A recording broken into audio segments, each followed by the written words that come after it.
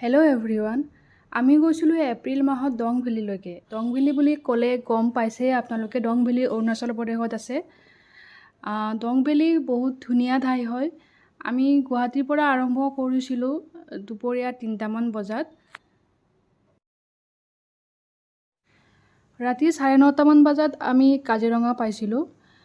কাজিৰঙাৰ মাজতে হাইৱেৰ কাষত আমি ডিনাৰটো কৰি লৈছিলোঁ।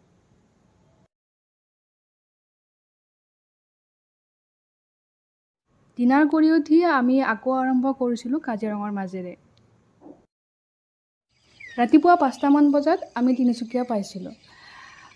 তিনিচুকীয়া এইখিনি ঠাই হৈছে ধলাশদিয়া ব্ৰিজখন নাপাওঁতে, মানে ব্ৰিজখন পোৱাৰ আগত। ইমান ধুনীয়া পৰিৱেশ দেখি তাত আমিও অলপ সময় নামি ভিডিঅ' ফটো এইবিলাক কৰিছিলোঁ। আমি গৈছিলোঁ আচলতে ৰয়িং হৈ। আপোনালোকে নামচাই হৈও যাব পাৰে। নামচাই হৈ গ'লে গল্ডেন পকৰাটো চাব পাৰিব। ইয়াতে এইখিনি হৈছে অৰুণাচল আৰু অসমৰ সীমা। যিহেতু অৰুণাচল গ'লে পাৰ্মিট লাগে, তো ইয়াতে পাৰ্মিট চেক কৰা হয়, তাৰপিছত যাব দিয়ে। তাৰ অলপ পিছতে আমি ৰাতিপুৱা ব্ৰেকফাষ্ট কৰি তেজু সোমাইছিলোঁ। ৰাস্তা বহুত বেয়া আছিলে, সেইবাবে আমাৰ লাঞ্চ কৰাটো দেৰি হৈ গ'ল বহুত।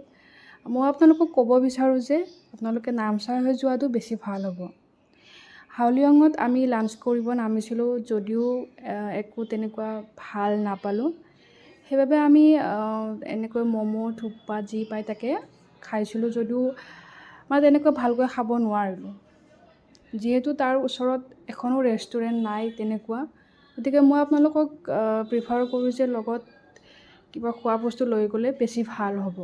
কাৰণ গোটেই ৰাস্তাটোত আমি তেনেকুৱা এখনো ৰেষ্টুৰেণ্ট নাপালোঁ, গতিকে লগত লৈ গ'লে বেছি ভাল হ'ব। এইখিনিতে এটা কথা ক'ব বিচাৰোঁ যে হাউলিঙৰ পিছত আপোনালোকে পেট্ৰল পাম্প নাপাব। এইখিনি ঠাই হৈছে হাউলিঙৰ পৰা অকণমান ওপৰত আহি খোপা বুলি কয়, ইয়াতে এই পেট্ৰল পাম্পটো আছে। ইয়াৰ পিছত আৰু আপোনালোকে পেট্ৰল পাম্প নাপায়। গতিকে যদি দং ভেলী যায়, ইয়াতে আপোনালোকে তেল ভৰাব পাৰিব। ৰাতি 7টামান বজাত আমি ৰুম পাইছিলোঁ। ৰুম পাই আমি সোনকালে ডিনাৰ কৰি শুই গৈছিলোঁ। কাৰণ দং ভেলী ছানৰাইজ চাব গ'লে 1টামান বজাৰ পৰা ট্ৰেকিং কৰিব লাগে, তেতিয়াহে ছানৰাইজ টাইমত গৈ পায়। চ' আমি সোনকালে খাই শুই গৈছিলোঁ।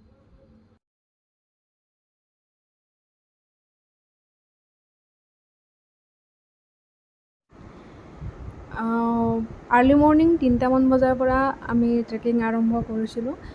যদিও সোনকালে আৰম্ভ কৰিব লাগিছিল, কিন্তু আমাৰ দেৰি হৈ গৈছিল। কাৰণ ইমান দূৰ জাৰ্ণি কৰি আমাৰ সকলোৰে উঠিব মন যোৱা নাছিলে, চবৰে টোপনি আহি আছিল, চ' দেৰি হৈ গ'ল।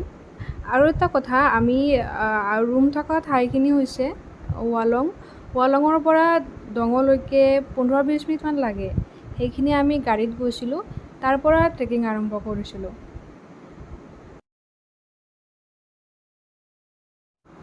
আমি ওপৰত উঠি গৈ থাকোঁতে লাহে লাহে পোহৰ হ'ব ধৰিছিল।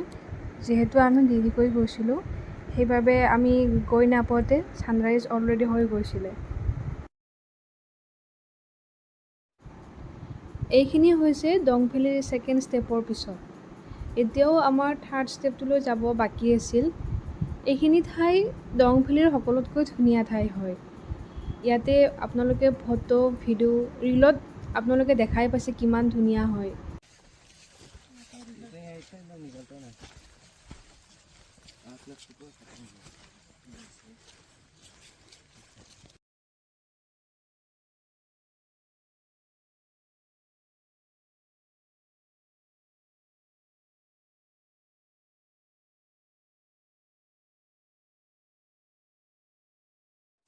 তাৰপিছত আমি 3 নম্বৰ ষ্টেপটো আৰম্ভ কৰিছিলোঁ।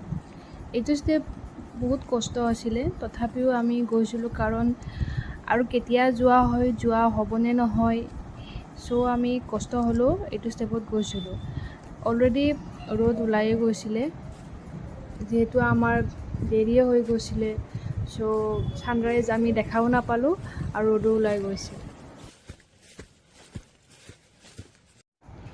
এইখিনি ঠাইৰ পৰাই ছানৰাইজ দেখা পায়।